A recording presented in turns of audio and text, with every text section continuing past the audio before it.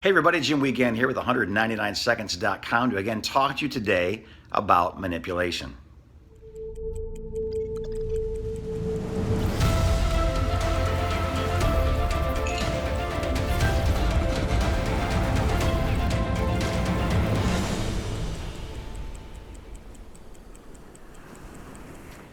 So an orphan manipulates. It's the way they feel safe. It's the way they feel like they have control. It's the way they feel empowered.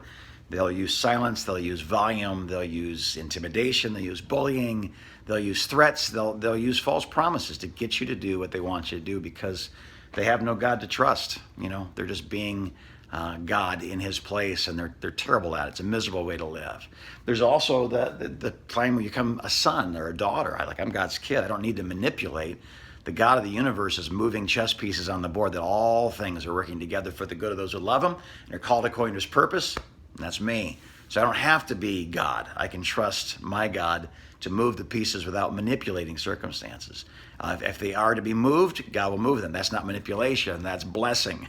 Very different. So, and then we come to this last stage where it goes from being a manipulator to at peace to being an ambassador. What is the difference between a manipulator and an ambassador? It's very simple. The manipulator is using his authority and his power to accomplish his will. When a manipulator prays, says, let my kingdom come, let my will be done. God, do what I tell you to do, and I'll call it prayer. Whereas an ambassador says, let your kingdom come, Father. Let your will be done on earth as it is in heaven. I am here to accomplish your will, your agenda, your things. Now let me tell you, because you say, well, I'm giving up a lot. That means I can't have my own desire. I can't have my own heart. This is the wonderful thing about God. If you delight yourself in Him, He grants you the desires of your heart. But let me explain that. As an ambassador, what you want more than anything else is the will of the one that you're representing, the will of the one you're serving. So let's say a president or a king says, I want you to be my witness. I want you to go to a foreign power.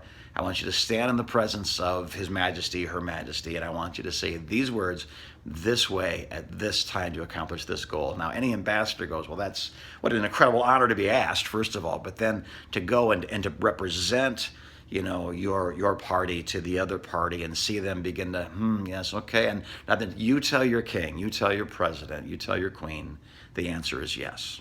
That's a great moment. That's what ambassadors live for. It's not to argue on the floor of the United Nations. It's to actually accomplish the will of those who send them, to accomplish, if you will, kingdom thought, kingdom principles. And so the same thing is true with you. When Jesus was found away from His family, He's just 12 years old. He's a boy. He's in the temple. His family leaves. And 3 days later, they go, where is He? They can't find Him. They come back, and they find Him in the temple, and He's arguing with priests. He's teaching them, but they're disagreeing, and they're saying, who is this kid? And they say, son, why did you do this? And Jesus responds to Joseph and Mary and goes, don't you know that I must be about my Father's business? Jesus didn't say that I got this list of chores I got to do. He was saying, man, don't you know how good it is to speak on His behalf, to serve on His behalf, to go where He tells me to go and do what He tells me to do. It's the desire of my heart, is His heart being known on earth. And so I had no choice. I had to go do it. It is compelling, it is rewarding, and it is my hope and fervent prayer for you that you would be God's ambassador. Don't be an orphan. Don't stop at just being a son or a daughter. There's a greater purpose as a son and daughter to represent the King in the world. Talk to you again soon.